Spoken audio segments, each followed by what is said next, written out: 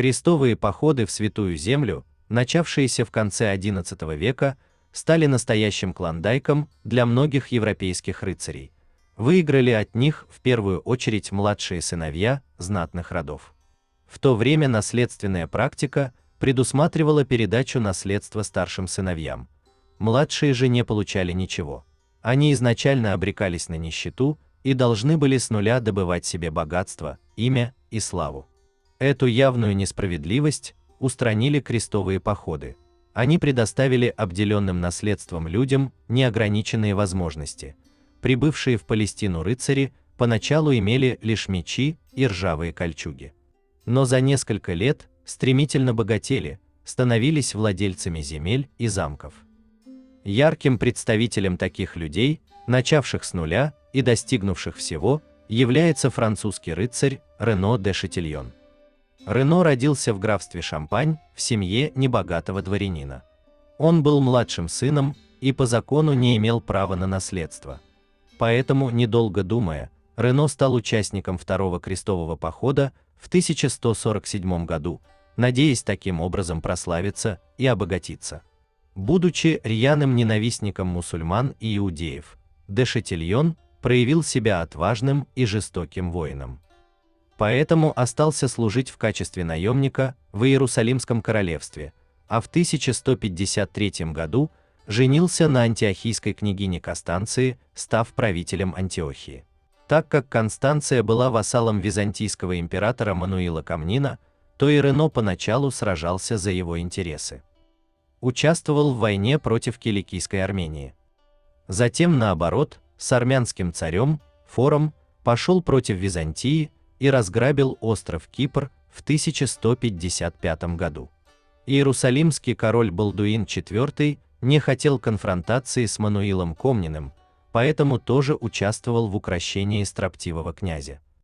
На всеобщем собрании в Куште Рено привели силой и заставили покаяться перед императором, а также вернуть все награбленное на Кипре. В одной рубашке, с мечом, привязанным к шее, он шел по главному проходу церкви, где находились Комнин и Балдуин, встал на колени и произнес речь о прощении и помиловании. После такой унизительной церемонии Рено уже не мог рассчитывать на благословение христианских правителей. К тому же, он нажил кучу влиятельных врагов, и у него остались огромные долги. Поэтому он решил заняться единственным доступным способом обогащения – грабежами мусульманских земель и торговых караванов. Однако в 1160 году, во время очередного грабительского рейда в долину Ефрата, был взят в плен арабами. За его голову был назначен огромный выкуп в 300 тысячах золотых динаров. Такой огромной суммы не было ни у антиохийской аристократии, ни у его жены, и поэтому Рено томился в плену вплоть до 1176 года.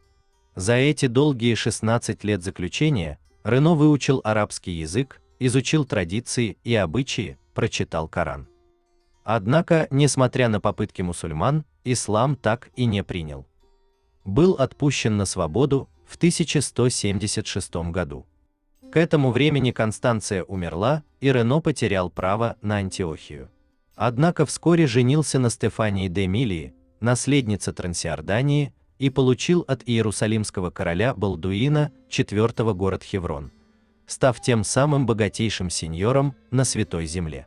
В этот период де Шатильон успешно сражается с мусульманским войском Салахадина и грабил мимо проходящие богатые караваны. Однако вскоре Рено надоедает грабить караваны, и он решается на неслыханное – организовать поход на священные мусульманские города, Мекку и Медину, и разграбить их. Осенью 1182 года в Кераке для этой цели были построены 5 кораблей. Затем их разобрали и отправили на побережье Красного моря. Первой его целью было отбить у сарацин крепость Эйлат, уже 13 лет, как отнятую у Трансиорданского княжества, задолго до того, как Рено стал ее князем. В то время мусульмане находились не в самой крепости в Эйлате, а на фараонском острове у берегов Акабы. 2 из 5 кораблей, просто и без боя, осадили остров и всех, кто там находился. Убегать, соответственно, было некуда, еды и питья пока хватало, поэтому пока галеры Шатильона оставались у крепости ждать голодной смерти осажденных, остальные поплыли на юг, вдоль Красного моря, к волшебной стране Хиджаз, ныне Саудовская Аравия.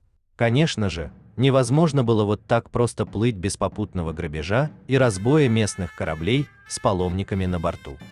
Арабы были просто в ужасе. Они в жизни не видели французов, да и не успели разглядеть, так как были безжалостно истреблены головорезами Шатильона.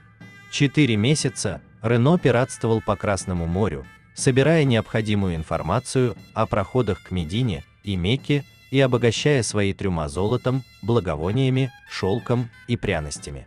Он сумел договориться с местными бедуинами, которые обещали привести его к Мекке, если тот поделится с ними частью награбленного у паломников. Однако, в дне пути от Медины, пираты были встречены армией брата Салахадина, Малика аль-Адила. Их соратники-бедуины, чуя неладное, моментально перешли на сторону братьев-арабов и обнажили клинки. Шатильон понял, что поход обречен на провал, так как против него ополчилась вся мусульманская рать. Поэтому быстро ретировался обратно в Трансиорданию. Вскоре иерусалимский король Балдуин IV умирает. В конфликте вокруг престола наследия Иерусалима Рено встал на сторону сестры Балдуина IV Сибилы и ее мужа Ги де Лузиньяна, которые благодаря его помощи смогли сохранить власть в королевстве. Еще по просьбе короля Балдуина IV, ради мира с мусульманами, Рено поклялся успокоиться и не трогать проходящие в его владениях торговые караваны. И он держался целых 3 года. Лишь в начале 1187 года, умирая от скуки, Рено захватил богатый торговый караван, шедший в Египет. В караване также находилась родная сестра самого Салахадина. По мусульманским источникам, Шатильон изнасиловал ее и убил. Великий султан, вне себя от ярости, объявляет Рено и всем христианам джихад.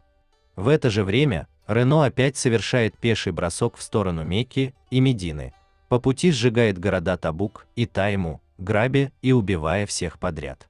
До Медины оставалось совсем немного, и Саладин отчаянно входит на территорию Трансиордании и Иерусалимского королевства, что заставило Рено де Шатильона повернуть назад. Иерусалимский король Ги был уже не в состоянии контролировать обезумевшего от крови Рено. Весной и летом 1187 года армия Салахадина опустошает христианские земли. Для борьбы с сарацинами собрался весь цвет крестоносцев и их предводителей, в том числе ордена тамплиеров и госпитальеров. Главный виновник торжества Рено де Шатильон также принял участие. 4 июля 1187 года состоялась жестокая битва при Хатине между христианами и мусульманами, в ходе которой христиане были наголову разгромлены. А главари были взяты в плен, в том числе иерусалимский король Ги де Лузиньян, магистры орденов и сам Рено де Шатильон. Были вырезаны лучшие христианские воины в количестве 17 тысяч человек, а также захвачен главный символ христиан – святой животворящий крест Господень. А через 2 месяца был взят и сам Иерусалим. Будучи благородным воином, Саладин пощадил христианское население и отпустил их с миром. Представ пред Салахадином, пленному королю Ги дали чашу с щербетом, отпив из нее, он передал ее Рено. Саладин разгневался, так как не собирался поить своего заклятого врага, и моментально отрубил де Шатильону голову. И он погиб, не моргнув глазом и не раскаявшись в содеянном. Отрубленную голову Рено затем долго возили по городам Ближнего Востока, показывая ее простому населению.